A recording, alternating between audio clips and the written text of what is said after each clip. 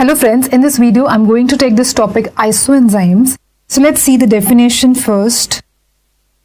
Isoenzyme. Iso means same. Now these are physically distinct form of enzymes. Physically distinct form of enzymes which catalyze same biochemical reaction. They catalyze same biochemical reaction. Now, tricky questions are asked on this topic isoenzyme. So you have to be very clear in isoenzymes what thing is same and what thing is different. So let's see what is same. What is same in isoenzyme? The reaction is same. These enzymes are catalyzing same biochemical reaction. Even the enzyme is same. The enzyme is also same because we say na LDH1, LDH2, lactate dehydrogenase, isoenzyme 1, isoenzyme 2. So the enzyme is same, reaction is also same, and these isoenzymes are taken from same species. That is, say LDH1, LDH2 both are taken from humans, right? So same species. If the species is different, then the name isoenzyme is not used, then the name alloenzyme is used. If species is different, then the name alloenzyme is used. So now in case of isoenzyme, same is reaction, enzyme and species is same. Rest everything in isoenzyme is different. Let's see. Now what thing is different? They have different structure. Let's say LDH1. LDH1 is made up of all the H monomers, but LDH2 is made up of 3H and 1M, right? So they have something different in their structure. They all are coming from different genes. The genes are closely related, but the isoenzymes are coming from different genes. Like say LDH1 is coming from different gene, LDH2 is coming from some other gene, right? And they have Km, Vmax. These kinetic properties are different. They have different electrophoretic mobilities. They occupy different position in the electrophoresis graph, right? So let's first take the example of LDH, lactate dehydrogenase enzyme, which is the enzyme involved in anaerobic glycolysis. There are 5 isoenzymes of lactate dehydrogenase, LDH 1, 2, 3, 4, 5. Type 1 is made up of all the H monomers. Type 2 is made up of 3H1M. Type 3 is 2H2M monomers. Type 4 is 3M and 1H monomer. And type 5 is made up of all the M monomers, right? Here H monomer stands for heart and M stands for muscle. So type 1 having all the H monomers is present in heart. So this LDH1 is raised in myocardial infarction. Then type 2, 3H1M, this is functional plasma enzyme. Functional plasma enzyme means it is present in blood only. It is present in blood, especially in WBCs. Then type 3 is present in lungs, pancreas, spleen and kidneys, but mainly it is present in lungs.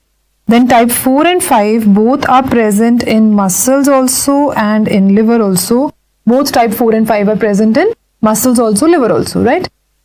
A question was asked that which is the predominant form of LDL, predominant form of LDH in liver, 4 or 5? Answer is LDH5 is predominant. 4 and 5 both are present in liver, but LDH5 is predominant in liver as compared to LDH4, right?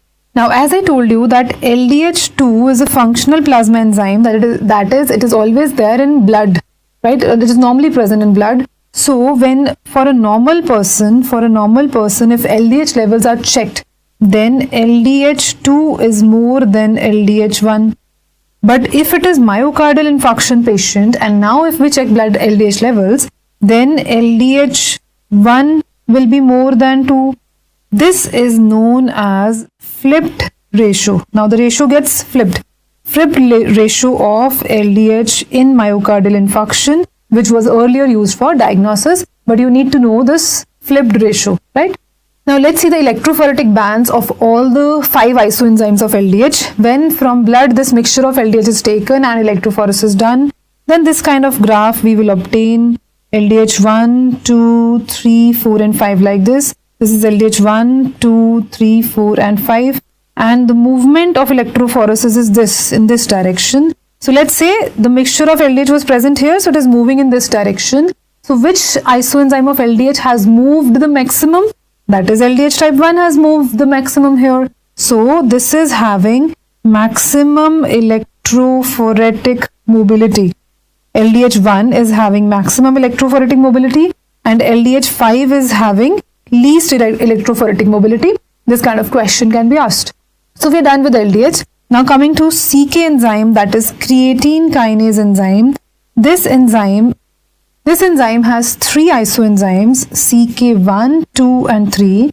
CK1 also known as BB, or the B monomers are there, and CK2 is MB and CK3 is MM. Here M stands for again muscle and B stands for brain. So CK1 is present in brain and CK3 is present in muscles. But CKMB is present in heart. So this form CK2 will be raised in myocardial infarction. So LDH1 is raised in myocardial infarction, but CK2 is raised in myocardial infarction, right? Now electrophoretic pattern for creatine kinase for CK enzyme is this, movement occurring in this direction. This is CK1, this is CK2, this is CK3. So again, if movement is occurring in this direction, type 1 has moved the maximum. So CK1 is having maximum electrophoretic mobility, but CK3 is having the least electrophoretic mobility. This is a general thing. You can see note here that type 1 isoenzyme is always that one which has moved the maximum.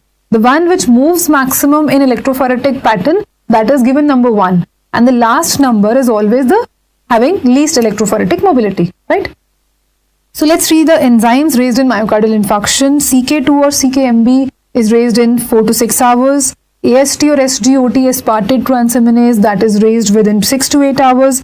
And LDH1 is raised within 10 to 10 hours after myocardial infarction. So these three are enzymes which are raised in myocardial infarction.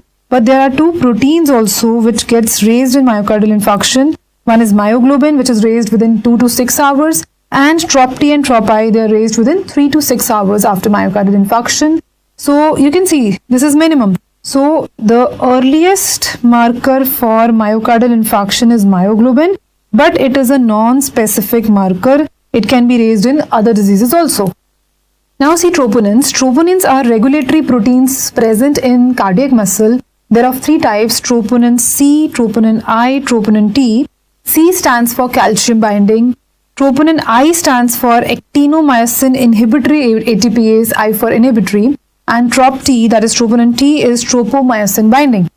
Now TROP-I is regarded as most specific cardiac marker for myocardial infarction.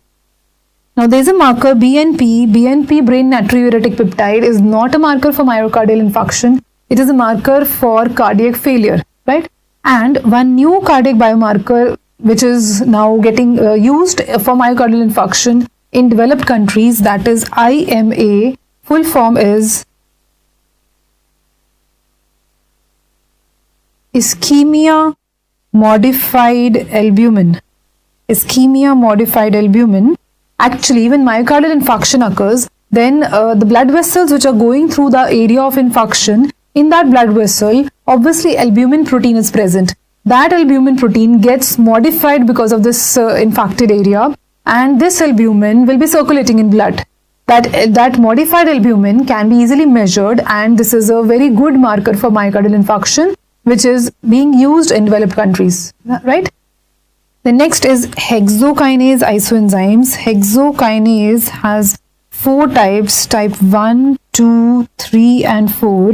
Type 2 is most abundant isoenzyme and type 4 is known as glucokinase. So hexokinase type 4 or glucokinase, whichever is written in the option, that is one and the same thing, right? Now let's do the differences between hexokinase and glucokinase. Hexokinase, as the name says, it will phosphorylate any hexose. It can phosphorylate all the hexoses, and this is a very general enzyme present in all cells of the body. But glucokinase will do phosphorylation of only glucose, and glucokinase properties are same like GLUT2. We have done GLUT2, glucose transporter type 2, which is present in liver and pancreas. it is having low affinity, so more substrate required. So all the things for glucokinase are same like GLUT2, that it is present in liver and pancreas. See, hexokinase is present in all the cells, but glucokinase is present in liver and pancreas. Then the properties of glucokinase, same like GLUT2, it is having low affinity, so more substrate is required for glucokinase. More substrate means Km is high, Km is nothing but substrate concentration. And because it requires more substrate glucose, so it is active in fed state, and also it has high Vmax. Now all these properties which I have told you about glucokinase, they are just opposite for hexokinase. So hexokinase is having high affinity, less substrate required, so it is active in fasting state, it has low Km, low Vmax, right? And now we have to see the regulation of both these enzymes, hexokinase and glucokinase. Hexokinase has feedback inhibition from the product, glucose 6-phosphate.